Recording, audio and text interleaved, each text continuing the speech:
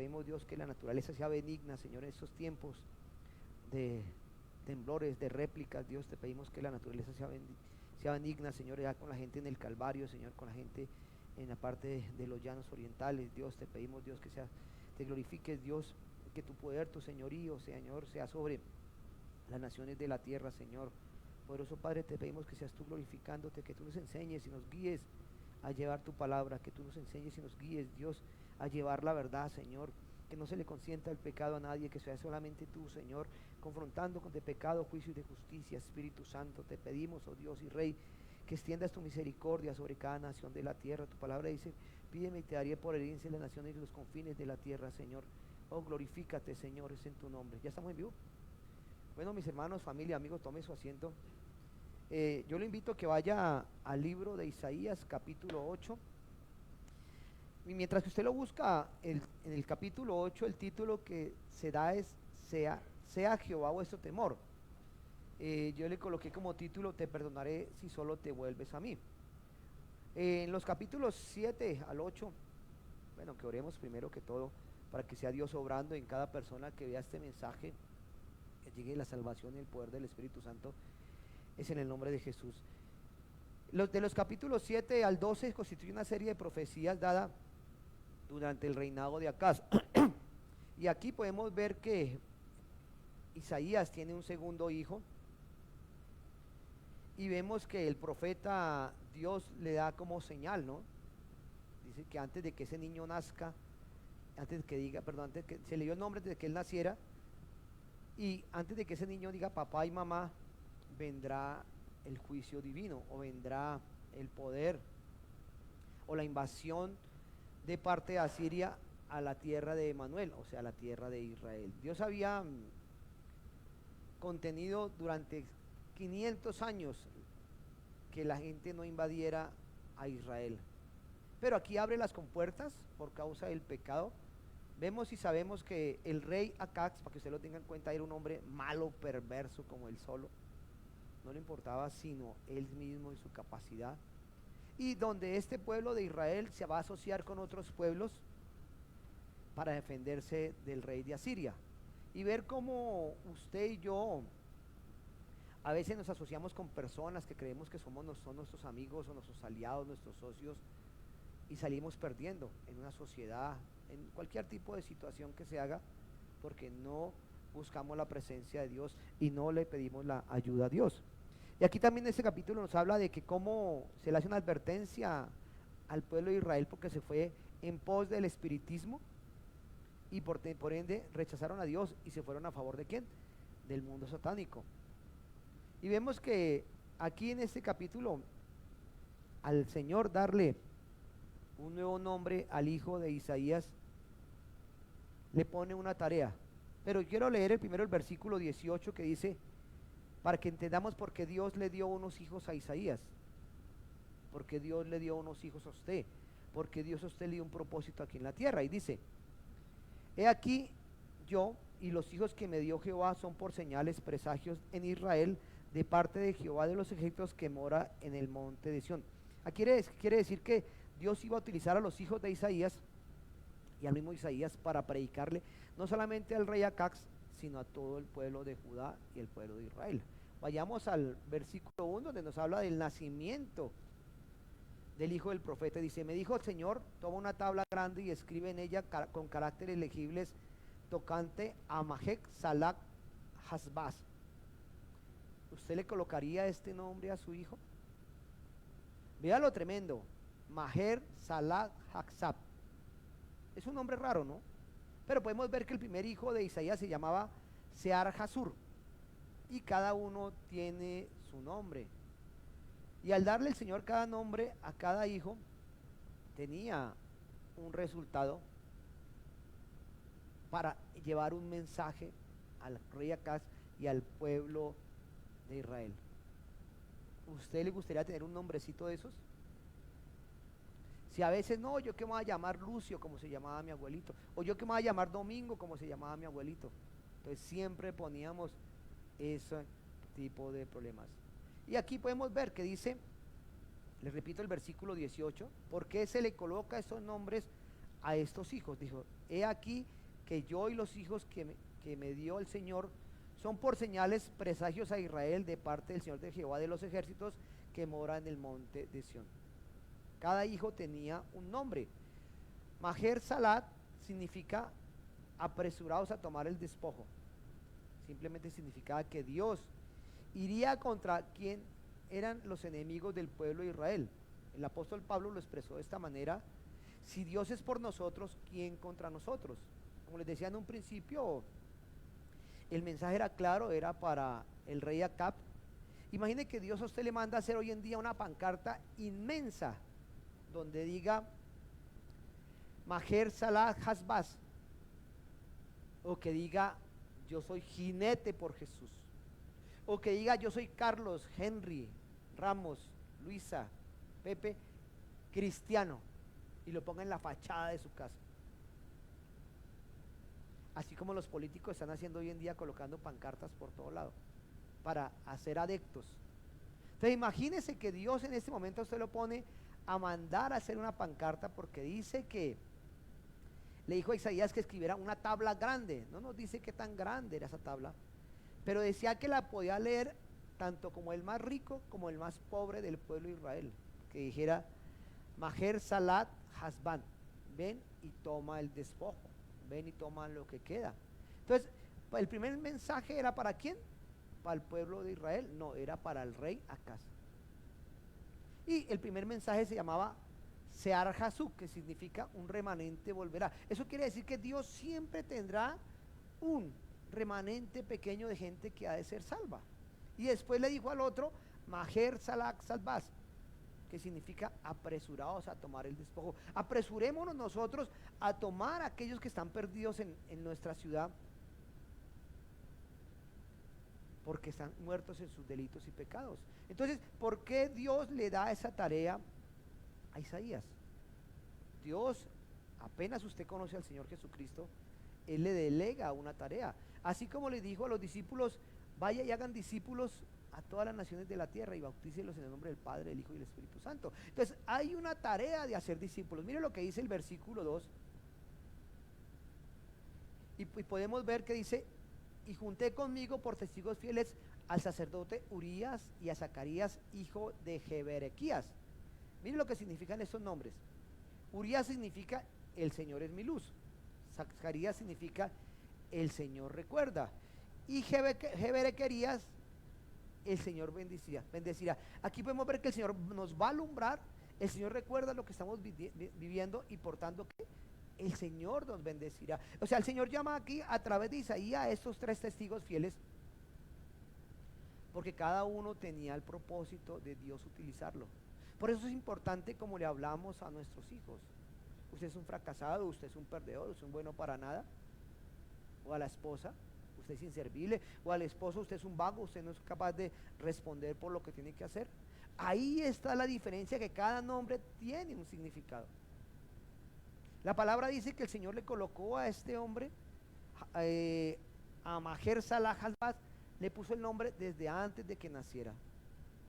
Por eso Dios no se olvida de lo que usted está viviendo. Todo lo que hacía el profeta Isaías era en la función de ¿qué? De llevar el mensaje de salvación. Aunque el rey aquí no le prestó atención, pero Dios utilizó ese método de colocar esa pancarta grande que decía: vengan pronto por el despojo. Dios lo utiliza a usted como pancarta. Dios me utiliza a mí como pancarta, como creyente. Habrán muchos que se burlarán, muchos se reirán de nosotros como cristianos y nos tomarán ni un poco la palabra de Dios. Pero tenemos que ver que eso no nos importa a nosotros. El Señor dijo que nos humillarían, nos vitupearían, se reirían, se burlarían de nosotros, pero la salvación es del Señor. Y Dios utiliza esta imagen. Es como hoy en día podemos ver lo que son las redes sociales. El mismo Jesucristo predicaba en parábolas, les mostraba a la gente a través que hacía una narrativa, a que la gente se empezara a imaginar algo. Eso es como usted y yo, a través de las redes sociales, nos podemos pegar tanto al televisor durante tanto tiempo y perdemos tiempo. Podemos utilizarlo para mandar un mensaje de salvación a alguien. En este momento puede que alguien en cualquier país que esté viendo este mensaje va a llegar a su corazón. Y puede que no venga a nuestra iglesia, pero puede que conozca a Jesús a través del mensaje de la salvación. Nosotros somos imágenes de Dios, hechos a su imagen y semejanza, y por eso tenemos que reflejar el carácter de Cristo aquí en la tierra, aunque no llegaremos a esa perfección. Miren lo que dice el versículo 3, dice, es donde empieza a desarrollarse ya el propósito. Luego tuve relaciones con la profetisa, la cual concibió y dio a luz un hijo y me dijo Jehová, ponle por nombre Maher Salah Hasbat. Aquí vemos que la profetisa, ¿quién era? La esposa de Isaías, y el nombre del niño se le dio desde antes de nacer. Usted soñaba como padre tener sus hijos, ¿y cuál era el objetivo de tener esos hijos? Ser de ejemplo. ¿Estamos siendo de ejemplo con esos hijos? Pero nuestros hijos también tienen que tomar decisiones tarde o temprano, y eso se va a cargar el Señor de enderezar ese camino torcido, porque todos andábamos desviados en nuestros delitos y pecados. Versículo 4 dice, porque antes que el niño sepa decir Padre mío y Madre mía, será quitada la riqueza de Damasco y los despojos de Samaria delante del rey de Asiria. Aquí está hablando que antes de que ese niño pudiera decir papá o mamá, los asirios invadirían Siria y Samaria. El enemigo del norte tenía planeado todo contra Judá e iba a llevarlo cautivo, pero no iban a ser salvos porque el rey Acaz tuviera la estrategia militar, sino iban a ser salvos solamente por la misericordia y la soberanía de Dios. Y aquí vemos que Dios todo lo tenía ¿qué? Preparado. Cada parte de la Biblia, tanto el Antiguo como el Nuevo Testamento, tienen una coinonía, tienen una relación donde la gente llega a entender el mensaje. Muchos lo rechazarán, y este rey Acaz rechazó el mensaje de Dios. Dice versículos 5 al 7.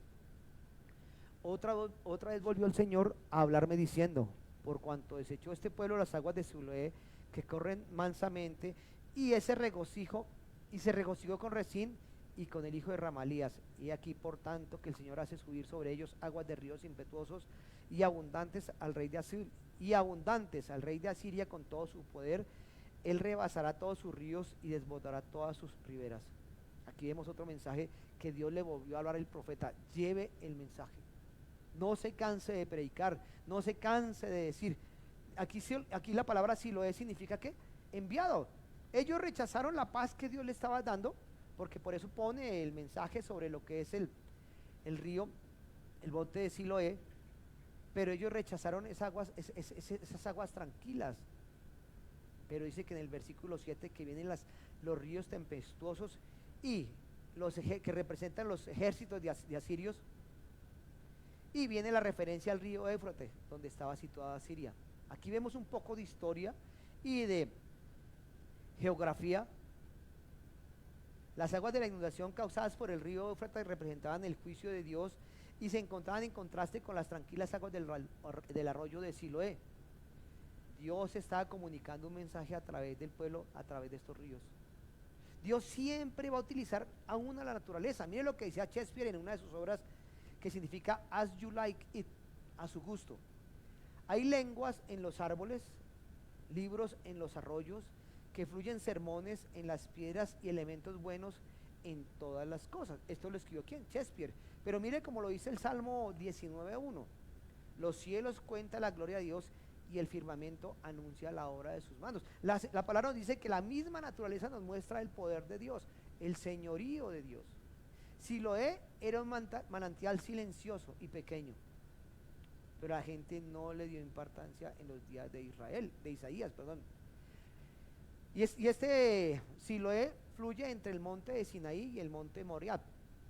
Y aquí hay un mensaje a través de este pequeño arroyo. Pero usted dice, pero pastor, ¿y cómo lo llevo hoy en día si yo no estoy en Israel? Pues hermano, la Biblia no se le escapa nada. Este mensaje tiene que ser sensible a sus oídos espirituales. Dice, es la historia de la gracia del monte de Sión que se levanta en contraste en el monte Sinaí, que es el símbolo de la ley de Moisés. Miren lo que dice el monte Moriah. El monte Moriah fue donde Abraham ofreció a su hijo, donde el rey David compró la era de Arauna, y donde el rey Salomón erigió el templo. Y al final el montículo rocoso donde se encontraba el Gólgota, donde Jesucristo fue crucificado. Eso también nos habla de la gracia de Dios. el monte Moriah fue donde Dios proveyó un cordero en el pasado. Si Dios había perdonado al hijo de Abraham en esa época, aquí Dios no perdonó a su hijo. Todo tiene un significado. Por eso, aunque nosotros a veces nos enfocamos, no, que es que el Antiguo Testamento, pues hermano, tenemos que entender qué vivió el pueblo de Israel. Y cada sitio, cada cosa tiene un significado espiritual. Entonces vemos que aquí Dios estaba hablando solamente de la gracia. Dios le estaba diciendo al rey Acaz, yo te perdonaré si solo te vuelves a mí. Pero este rey Acaz no hizo caso al Señor. Este rey Acaz solamente se centró a su poderío, a su reinado, a su capacidad como hombre y a lo que le importaba a él. Mire lo que dice el versículo 8. Y pasando por Judá, inundará y seguirá creciendo hasta llegar a la garganta, luego extendiendo sus alas llenará la anchura de la tierra de Emanuel. ¿Cuál es la tierra de Emanuel? Todo Israel. Dios iba a permitir que los asirios invadieran toda la tierra de Judá, pero Dios no iba a permitir que se invadiera ¿quién? Jerusalén. Dios todo lo tiene organizado, mi hermano. Dios todo lo tiene organizado. Mire lo que dice el versículo 9, que dice, empieza de esta manera: este pueblo quiso asociarse con otros pueblos, con el pueblo de Egipto, con el pueblo de Siria, y podemos ver que, como yo les decía en un principio, nosotros a veces nos asociamos con personas que creemos que son las que nos van a dar la mano en el momento difícil y terminan clavándonos el puñal por la espalda. Es lo que dice el versículo 9. Reunidos pueblos y seréis quebrantados, oíd todos los que sois de lejana tierra, ceñidos y seréis quebrantados y preparados y seréis quebrantados. Esta fue una advertencia contra las naciones que iban a formar una alianza contra la tierra de Dios. O sea, todo el pueblo se ha confabulado para ir contra el pueblo de Dios. Ya en el capítulo 13 de Isaías veremos mensajes dirigidos hacia estas naciones que limitaban con el pueblo de Israel, y aún hoy vemos esas naciones peleando contra el pueblo de Israel y están peleando contra el mismo Dios, porque ellos están adorando ¿a quién? A otros dioses. Pero Dios todo lo tenía tan organizado de acuerdo a su propósito, porque nosotros podemos dañar las cosas, pero nunca vamos a dañar el propósito de Dios para con nosotros aquí en la tierra. La gente busca la sabiduría de los hombres, busca la sabiduría de las naciones de la tierra. Ellos estaban buscando asociarse con otras personas, pero no estaban buscando a su Dios. Pero Dios dice que vendría un juicio sobre ellas. Mire lo que dice el versículo 10 al 12. Haced planes y serán anulados. Proferid palabra y no será firme, porque Dios está con nosotros. Porque el Señor me habló de esta manera con mano fuerte y me advirtió que no caminara por el camino de este pueblo, diciendo: no llaméis conspiración a todas las cosas de este pueblo, llama conspiración, ni temáis lo que ellos temen, ni tengáis miedo. Judá no tendría por qué alarmarse por la asociación entre Siria y Samaria. Él tenía solamente que enfocarse en el temor a Jehová. Ellos se han olvidado de las promesas que Dios le había dado hasta ese momento. ¿Usted se ha olvidado de lo que Dios ha hecho con usted hasta este momento? Y ese temor había causado, aunque estas uniones de estas naciones yéndose contra el pueblo de Israel, ellos aún temían a Dios. Pero tras del poderío físico y el poderío del capital y el tomar tierras, ellos aún tenían el temor de que Dios protegía al pueblo de Israel. Y por eso en el versículo 12 parte B le dice: ni temáis lo que ellos temen, ni tengáis miedo.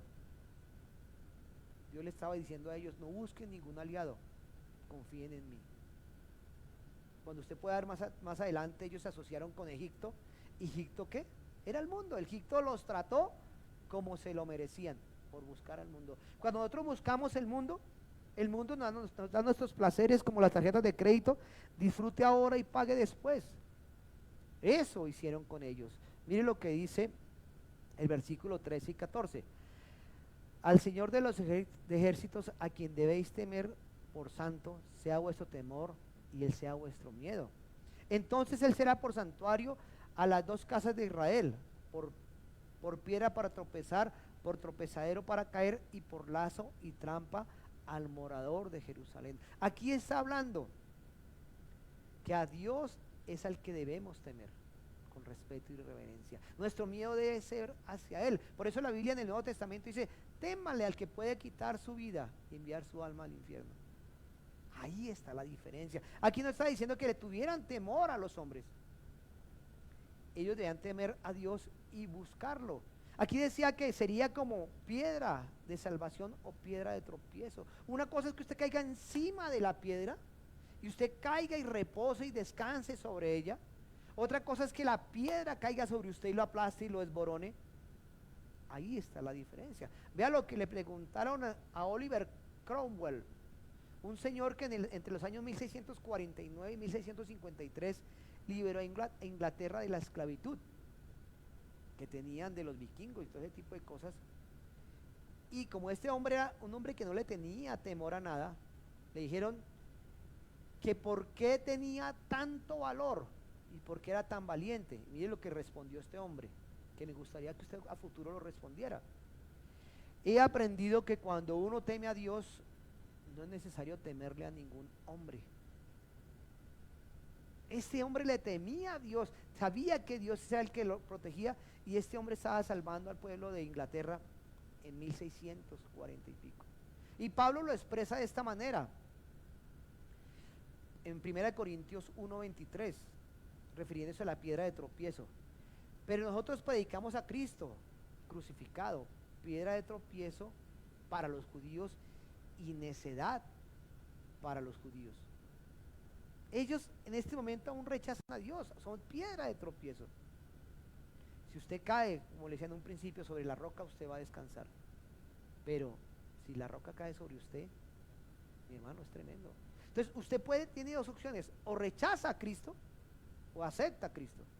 Por eso nosotros debemos seguir sacando, como decía en un principio, haga una tabla grande y escriba esos caracteres legibles: Majer, Salah, Hasbat. No nos cansemos de sacar el nombre de Cristo en lo alto. Mire lo que dice la parte de versículo 13b: al Señor de los ejércitos es a quien debéis temer por santo. Y esto fue un mandamiento extraño, pero mire lo que dice, nos dice Pedro, de acuerdo a esto también, en 1 de Pedro 3:15: al contrario, santificad a Dios el Señor en vuestros corazones y estad siempre preparados para presentar defensa con mansedumbre y reverencia ante todo el que os demande razón de que hay esperanza en vosotros. Por eso, mis hermanos, no se niegue de predicar a la gente de que están en pecado. Hay que confrontarlos. No, es que si usted es tan lindo, siga con lo que está viviendo. No, hermano, lo que está haciendo es incorrecto. Aquí Pedro lo estaba diciendo: al contrario, santificad a Dios el Señor en vuestros corazones y estad siempre preparados para presentar con mansedumbre y reverencia ante todo el que os demande razón de la esperanza que hay en vosotros. Si la salvación está en nosotros, si la fe está en nosotros, si Cristo está en nosotros, a Él es el que tenemos que expresar. Este Isaías se presentaba ante el rey Acaz y mi hermano no le comía de nada, le predicaba, le seguía predicando. Y eso es lo que tenemos que hacer nosotros: seguir predicando el mensaje de salvación para muchas personas. El evangelio es burlesco, lo trivializan, se burlan de nosotros, pero debemos santificarnos y honrar a nuestro Dios, que Dios se encargue de ellos, pidamos misericordia por ellos. Miren lo que dice el libro de Habacuc, porque hoy en día mucha gente se le olvida que el Señor está en su santo templo. Dice Habacuc 2:20: el Señor está en su santo templo, calle delante de Él toda la tierra. ¿Cuánta gente, mis hermanos, no viene un domingo a la iglesia? Llámese iglesia cristiana, llámese iglesia católica. Primero está la ciclorruta, primero está el partido de la Bundesliga, que es temprano por la mañana, primero está el ciclismo, primero está la televisión y muchas cosas, porque no saben que Dios está aquí en la iglesia. Porque si ellos supieran que Dios está en la iglesia, mi hermano, deberían estar en la iglesia orando, aprendiendo de la palabra, pero a ellos no les interesa. ¿Por qué?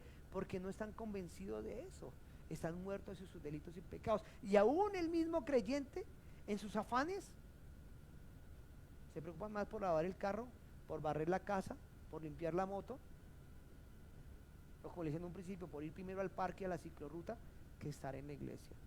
El versículo 19 nos presenta un pronunciamiento hacia el espiritismo. Aquí la gente se desvió de tal manera que se fue hacia los adivinos y encantadores. Mire lo que dice el versículo 19: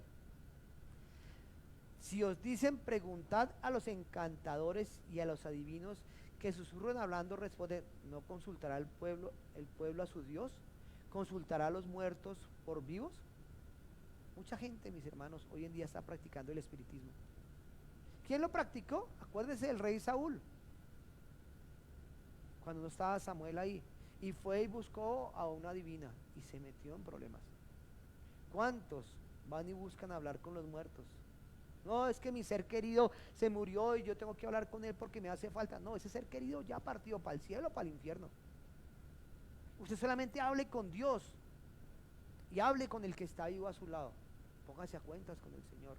Y en Levítico 20:27 nos habla de cómo el pueblo de Israel en la antigüedad, con todo lo que hizo Dios sacándolo de Egipto, se iban detrás del oscurantismo. ¿Y cuántas iglesias hoy en día hacen lo mismo, hermano? Se llaman iglesias de Dios, pero está el enemigo ahí trabajando. Atan y encadenan demonios. La gente tenemos que enseñarle la palabra, que la palabra es la que los hace libres, no el atar y encadenar demonios. Y eso lo están practicando mal. ¿Pero por qué? Porque no ven el poder de la palabra. Acuérdese que Jesús les dijo, apartados de mí, hacedores de maldad. Pero Señor, en tu nombre echamos fuera demonios. Pero yo a ustedes no los conocí. Solamente el que ata y encadena demonios es que la palabra, el Señor Jesucristo. Por eso el Señor aquí estaba advirtiéndole, mis hermanos, hace 2400 años al pueblo de Israel que estaban haciendo las cosas mal. Y hoy le está advirtiendo a la gente que está haciendo las cosas mal. Versículos 21 y 22 para estar terminando. Pasarán por la tierra fatigados y hambrientos, y acontecerá que a causa del hambre se enojarán y maldecirán al rey y a su Dios, levantando el rostro con altivez. Y mirarán a la tierra, y aquí tribulación y tinieblas y oscuridad, y quedarán sumidos en tinieblas. Aquí vemos como la gente que ha estado asistiendo a cualquier iglesia, y llega la dificultad, llega la prueba, o aquella persona que no conoce de Dios, y llega la dificultad, la prueba, la pérdida de un ser querido, una quiebra económica, lo que sea, y ¿sabe qué le pasa? Se vuelve atrás y dice, mire, vuelve y se lo leo. Pasarán por tierra fatigados y hambrientos, y acontecerá que a causa del hambre se enojarán y maldecirán a su rey y a su Dios. Dios, pero ¿qué le pasa? ¿Dónde está usted? ¿O qué esto o aquello? Ahí estás maldiciendo a Dios. Dice, y mirarán a la tierra, y aquí con tribulación y tinieblas y oscuridad y angustia, y quedarán sumidos